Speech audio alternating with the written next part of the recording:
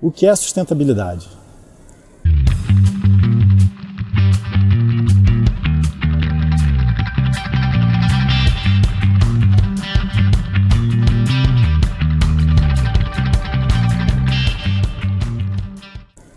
Pergunta difícil. Então eu vou começar lá com Américo Vespucci, 1502, quando ele chega na Baía de Guanabara no dia 1º de janeiro e ele se depara não só com a beleza da Mata Atlântica, mas também com o povo tupinambá. Povo esse que ele definiu numa carta, quase um ano depois, uma carta em 1503, para o rei de Portugal, na qual ele dizia que esse povo era um povo sem lei, sem rei e sem fé. E ao dizer isso, ele estava fazendo referência ao fato que essas pessoas eram pessoas amistosas, conseguiam viver bem umas com as outras, sem guerras por conta de religião, ou sem repressão por conta de suas leis. E essa era uma primeira impressão que ele teve, ficou fascinado com essas pessoas que, como ele mesmo dizia, tanto de um sexo como do outro andavam nuas. E ele manda essa carta para o rei de Portugal dizendo que ele achava que a Europa devia aprender com essas pessoas que conseguiam viver bem entre elas, consigo mesmas, e conseguiam viver bem com a natureza também. Então, o que acontece é que isso inspira, em parte, um livro que seria publicado 13 anos depois, chamado Utopia, do Thomas Morris, e o livro Utopia fala muito sobre essa ilha, que se chamaria Utopia, que muito se assemelha a isso que estava descrito na carta do Américo Vespucci.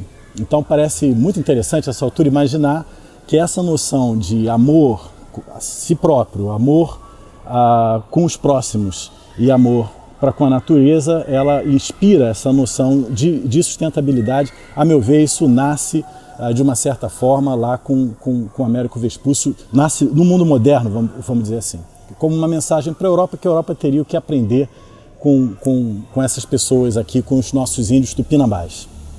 Só que o que acontece, a gente sabe, é justamente o oposto. Os índios nas Américas, eles são basicamente dizimados e a lógica de colonização europeia predomina, como predomina até hoje. Mas, 500 anos depois, hoje nós temos um acordo global chamado Objetivos do Desenvolvimento Sustentável, que são 17 objetivos. Nós temos o Acordo de Paris do Clima e esse conjunto de acordos apontam em direção a esse futuro sustentável, futuro esse que talvez o Américo Vespucci tenha sonhado, tenha enxergado nos índios tupinambás e na Baía de Guanabara naqueles tempos. Esses acordos foram construídos a duras penas, eles têm um momento importante em 1992, aqui no Rio, que lança várias convenções, começa aí um acordo global, mas ainda antes do Rio 92, em 87, a Gro Brundtland, ela lança um relatório chamado Relatório Brundtland, no qual ela fala pela primeira vez as palavras sustentabilidade, assim como ela lança também o conceito de desenvolvimento sustentável.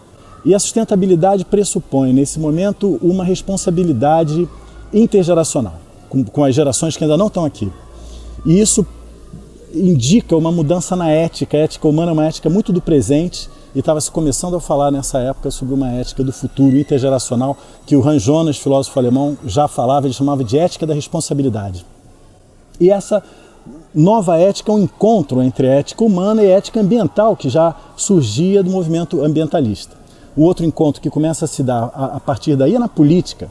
Então, o acirramento entre o desenvolvimentismo e o ambientalismo começam a convergir também. E na ciência, as ciências sociais, as ciências naturais, que andaram por muito tempo separadas, começam também a se encontrar. Então, essas várias convergências levam à emergência da sustentabilidade nos tempos de hoje como um valor. As pessoas valoram sustentabilidade. E isso gera um certo problema que, de uma hora para outra, tudo se diz sustentável, ao mesmo tempo que muito pouca coisa de fato é. E com isso a sustentabilidade ela é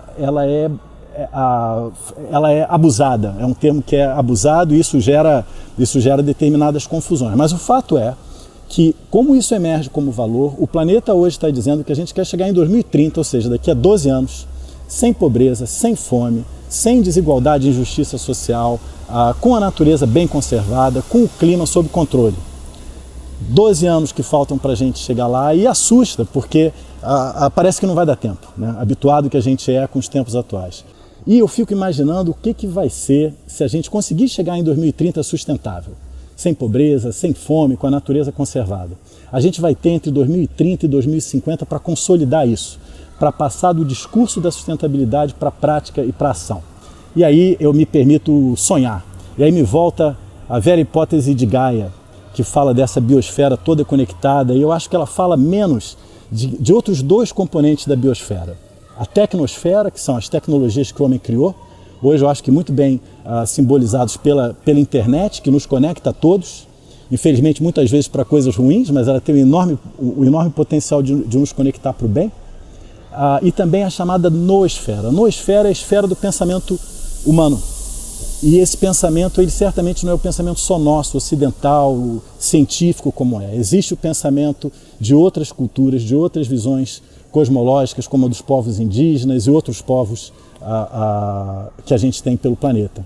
Imagina se todos esses povos dialogarem, se a ciência dialogar com a arte, com a espiritualidade, com a prática. Eu acho que a gente consegue, a partir daí, dando tudo certo até 2030, entre 2030 e 2050, abrir uma nova fronteira de diálogo que nos levam para uma segunda metade do século brilhante. Eu só quero estar vivo até lá para ver isso tudo acontecer.